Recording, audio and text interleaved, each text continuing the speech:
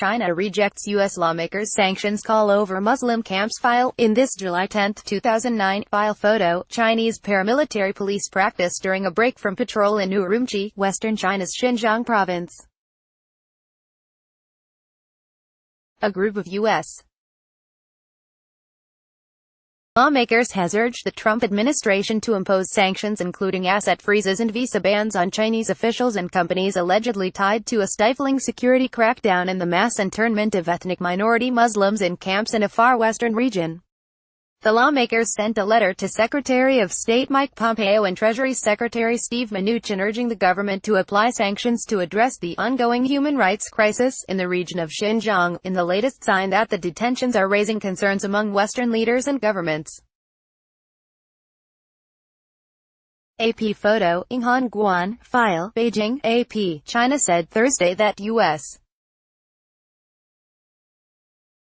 lawmakers were wasting taxpayer money by urging President Donald Trump's administration to impose sanctions on Chinese officials allegedly tied to the mass internment of ethnic minority Muslims in camps in the far west. The lawmakers sent a letter to Secretary of State Mike Pompeo and Treasury Secretary Steve Mnuchin urging the government to apply sanctions to address the ongoing human rights crisis in the region of Xinjiang, in the latest sign that the detentions are raising concerns among Western leaders and governments. Muslim ethnic minorities in Xinjiang are being detained and tortured and face egregious restrictions on religious practice and culture, and other abuses, said the letter, which was signed by Florida Sen. Marco Rubio and New Jersey Rep. Chris Smith and 15 others. It was provided to the media on Wednesday. The letter singles out Xinjiang's top official, Chen Quanguo, accused by many of turning the region into a police surveillance state and implementing a system of internment camps, also known as re-education centers, where members of the Uyghur, and other Muslim minorities are locked up for months without trial. The detention of as many as 1 million or more Uyghurs and other predominantly Muslim ethnic minorities in political re-education center or camps requires a tough, targeted, and global response, the letter said. Former detainees who spoke to the Associated Press described the internment camps as facilities policed by armed guards where Muslims were forced to disavow their religious beliefs, criticize themselves and their loved ones and give thanks to the ruling Communist Party. Beatings and deaths have been reported, despite authorities' tight control on information from the region. The detention program has swept up people, including relatives of American citizens, on ostensible offenses ranging from accessing foreign websites to contacting overseas relatives. Other aspects of the security crackdown the AP has detailed include all-encompassing digital surveillance, mass deployment of police and severe regulations against religious customs and dress. On Thursday in Beijing, the Foreign Ministry said Chinese citizens enjoy freedom of religion according to the law and that the American lawmakers should not threaten to impose sanctions at every turn on other countries. I would like to advise the individual U.S.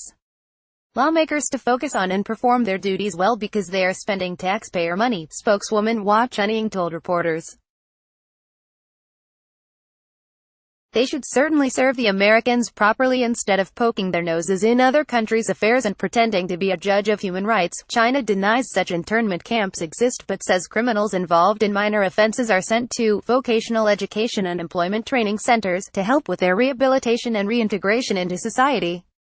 The argument that 1 million Uyghurs are detained in re-education centers is completely untrue, Chinese Representative Hu Lianhe said earlier this month in responding to questions raised by the UN's Committee on the Elimination of Racial Discrimination in Geneva. But reporting on its findings Thursday, the committee echoed concerns expressed by the U.S. lawmakers. China was one of 7 countries up for review in the latest session of the group of independent experts linked to the UN Human Rights Office. The committee has been alarmed by numerous reports of detention of large numbers of ethnic Uyghurs and other Muslim minorities held incommunicado and often for long periods, without being charged or tried, under the pretext of countering terrorism and religious extremism, committee member Nicholas Marugan said at a news conference in Geneva. The committee called on China, among other things, to strengthen its measures to prevent torture and ill treatment against members of ethnic minorities, such as by improving their access to lawyers, and to allow independent experts to investigate all deaths of ethnic minorities in custody. China insists tough measures are needed as part of a people's war on terror to purge separatist and religious extremist elements from Xinjiang, a vast region with more than 10 million Muslims. Deadly ethnic riots in its capital in 2009 killed hundreds and sporadic violence occurred in subsequent years.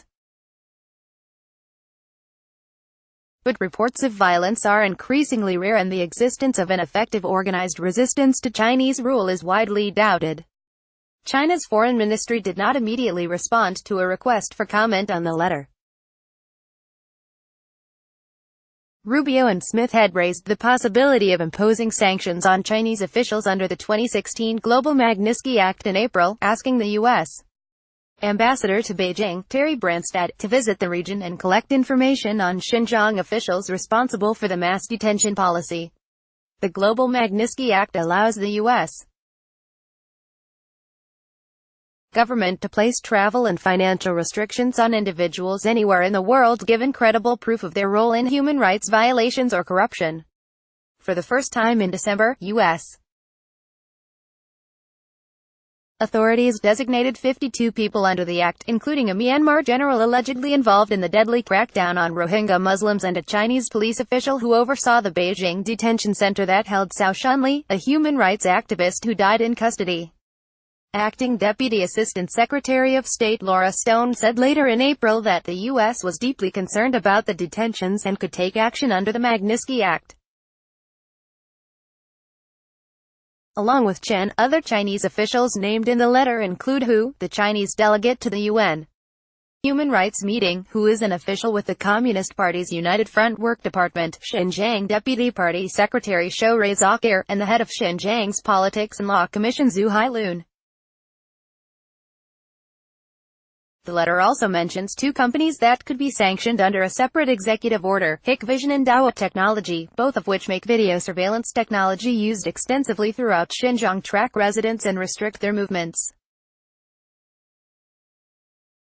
The letter was signed by a bipartisan group of senators and congressmen, including Ted Cruz and Sherrod Brown. Associated Press writer Jamie Keaton contributed to this report from Geneva. Copyright 2018 The Associated Press. All rights reserved. This material may not be published, broadcast, written or redistributed.